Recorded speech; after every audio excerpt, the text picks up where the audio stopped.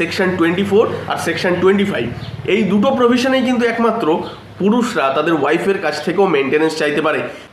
আমরা কিন্তু খবরের চ্যানেল বা সোশ্যাল মিডিয়াতে সব জায়গায় দেখে থাকি যে কোনো ওয়াইফ ডিভোর্সের পরে বা ডিভোর্স না নিয়েই তার হাজব্যান্ডের কাছ থেকে মোটা অ্যামাউন্টের খোরপোশ নিয়েছেন। তো কোনো হাজব্যান্ড কিন্তু এরকম ধরনের খবর দেখিনি যে কোনো হাজব্যান্ড তার ওয়াইফের কাছ থেকে মেনটেনেন্স বা খোরপোশ নিচ্ছেন। যদিও দেখে থাকি সেটা কিন্তু খুবই সীমিত কয়েকজনকে দেখেছি যারা নিচ্ছেন বা মামলাটা করেছেন। তো এক্ষেত্রে কিন্তু সকলেরই বাধা হয়ে দাঁড়ায় section 36 and section 37 of special marriage অ্যাক্টের প্রভিশন এবং ডোমেস্টিক ভায়োলেন্স অ্যাক্টের সেকশন 20 এবং সিআরপিসির সেকশন 125, যেটা বর্তমানে আছে বিএনএসএস এর সেকশন 144। তো এই সবগুলোই কিন্তু বাধা হয়ে দাঁড়ায় প্রত্যেক পুরুষের ক্ষেত্রে, কেননা এই যতগুলো সেকশন বললাম এই সেকশনগুলো অনুযায়ী প্রত্যেকটা পুরুষ তার ওয়াইফকে, চিলড্রেনকে এবং প্যারেন্টসকে খোরপোশ দিতে বাধ্য। ভারতবর্ষের অন্য কোনো আইনে এরকমভাবে লেখা নেই যেখানে পুরুষও তার ওয়াইফের কাছ থেকে মেনটেনেন্স চাইতে পারে। হ্যাঁ, এখানে কিন্তু একটা এক্সেপশনাল আছে, সেটা হচ্ছে হিন্দু ম্যারেজ অ্যাক্টের সেকশন 24 আর সেকশন 25, এই দুটো প্রভিশনেই কিন্তু একমাত্র পুরুষরা তাদের ওয়াইফের কাছ থেকেও মেনটেনেন্স চাইতে পারে।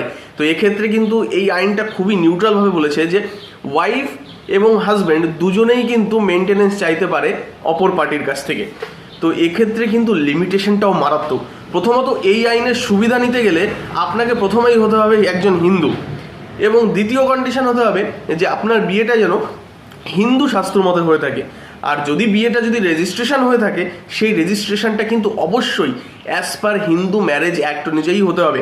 কেননা আপনার বিয়ে যদি স্পেশাল ম্যারেজ অ্যাক্ট অনুযায়ী হয়ে থাকে তাহলে কিন্তু আপনি এই আইনের সুবিধাটা নিতে পারবেন না। এবার ম্যাক্সিমাম জায়গায় দেখবেন কি যে সমস্ত ম্যারেজ রেজিস্ট্রাররা থাকেন তারা কিন্তু স্পেশাল ম্যারেজ অ্যাক্টেই বিয়েটা করেন, কেননা স্পেশাল ম্যারেজ অ্যাক্ট হচ্ছে একটা সেকুলার আইন। এই আইনে হিন্দু, মুসলিম, বৌদ্ধ যারাই আছেন তারা সকলেই বিয়ে রেজিস্ট্রি করতে পারেন। তো এক্ষেত্রে একটা আর্থিক উপার্জনের মাধ্যম থাকে বলে তারা সবাই দেখা যায় কি তারা স্পেশাল ম্যারেজ অ্যাক্টে বিয়েগুলো করান।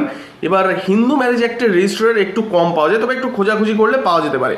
তো এই আইনের সুবিধা যদি পুরুষকে নিতে হয় তাহলে অবশ্যই তাকে হিন্দু ম্যারেজ অ্যাক্ট অনুযায়ী তার বিয়েটাকে রেজিস্ট্রি করতে হবে, অথবা তিনি বিয়ে রেজিস্ট্রি নাও করতে পারেন। শুধু সামাজিক মতে যদি বিয়ে করে থাকেন এবং সেই বিয়ের যদি প্রমাণ থেকে থাকে তাহলে তিনি অবশ্যই এই আইনের সুবিধা নিতে পারেন। তো এই আইনটা যখন আমি প্রথমবার পড়ি তখন আমি সেকেন্ড সেমিস্টারে ছিলাম, সত্যি চোখ দিয়ে জল চলে এসেছিল যে না, পুরুষদের জন্য কেউ কিছু ভেবেছিল, পুরুষরাও খোরপোশ চাইতে পারে। কিন্তু বাস্তব দিক থেকে যদি বলি না, এই আইনটার এই প্রভিশনের সুবিধা কিন্তু বেশিরভাগ পুরুষই নেননি। এটা বলতে পারেন তাদের আত্ম অভিমানের কথা বলতে পারেন যে না, আমরা এটা ছেড়েই দিই, আমরা নেব না। কিন্তু আমার মতে আইন যখন আছে, অপর পক্ষকে শায়েস্তা করতে গেলে আইনের ব্যবহার তো করতেই হবে।